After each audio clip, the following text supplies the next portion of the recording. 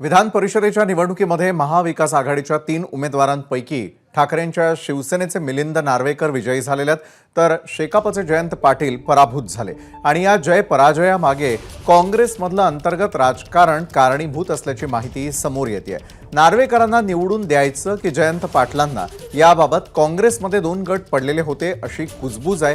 काँग्रेसच्या बेभरवशाच्या आमदारांची मतं नार्वेकरांसाठी राखीव न ठेवता विश्वासू गटाची मतं मिळावीत यासाठी ठाकरेंनी जोर लावला।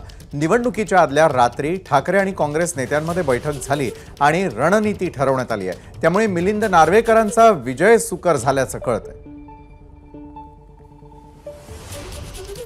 आणि याच परिस्थितीविषयी अधिक माहिती देतात आपले प्रतिनिधी वेदांत नेब। वेदांत, खरं तर पाहायला गेलं तर उमेदवारांपैकी ठाकरेंच्या शिवसेनेचे मिलिंद नार्वेकर विजयी झाले, पण शेकापचे जयंत पाटील पराभूत झाले आणि त्यानंतर सुरू असलेलं राजकारणही आपण पाहतोय। निवडणुकीच्या आदल्या रात्री काही बदललं असं जे म्हटलं जातंय, हे नेमकं काय आहे? जी माहिती आपल्या सूत्रांकडनं येते विशाल, ज्यामध्ये पहिलं कारण तर आपण बघितलं तर काँग्रेसमधील जी मतं आमदारांची होती ती फुटली हे स्पष्ट झालं। स्वतः काँग्रेसच्या नेत्यांनी सुद्धा याबद्दल सांगितलं आणि तशा प्रकारची तक्रार काँग्रेसच्या पक्षश्रेष्ठींकडे केलेली आहे।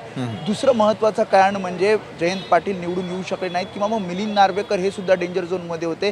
याचं कारण म्हटलं जातं काँग्रेसमधील पडलेले 2 गट। एक गट जो होता त्यांचं असं म्हणणं होतं की शिवसेना ठाकरे गटाचे जे उमेदवार होते मिलिंद नार्वेकर यांना मत दिली जावीत, कारण उर्वरित 7 मतांचा कोटा हा काँग्रेसकडनं मिलिंद नार्वेकरांना देण्यात यावा अशा प्रकारची रणनीती ठरली होती। तर दुसरा जो गट होता त्या दुसऱ्या गटामध्ये जयंत पाटील यांना आपण मतं द्यावीत अशा प्रकारचा निर्णय केला होता। मात्र विधान परिषद निवडणुकीच्या आधी आपल्याला माहिती आहे उद्धव ठाकरे आणि काँग्रेसच्या सर्व वरिष्ठ नेत्यांची बैठक झाली। त्यामध्ये उद्धव ठाकरे तसंच ठाकरे गटाच्या इतर नेत्यांनी आग्रह धरला होता की जी भरोशाची मतं आहे, जी विश्वासार्हता ज्या आमदारांची आहे, असेच काँग्रेसची 7 मतं ही मिलिंद नार्वेकरांना मिळावी आणि त्यासाठी उद्धव ठाकरे आग्रही होते आणि त्यानुसार रणनीती बदलण्यात आली। कोटा कोणाला कोणाचं मत द्यायचं हा कोटा सुद्धा बदलण्यात आला आणि त्यामुळेच मिलिंद नार्वेकर जे डेंजर झोनमध्ये दिसत होते ते निवडून आले। मात्र जयंत पाटील यांचा पराभव झाला, कारण जयंत पाटील यांच्यासाठी जी गणित केलं होतं ते गणित व्यवस्थित महाविकास आघाडीकडनं बसवलं गेलं नाही किंवा त्यात ते यशस्वी झाले नाही। शिवाय अपक्ष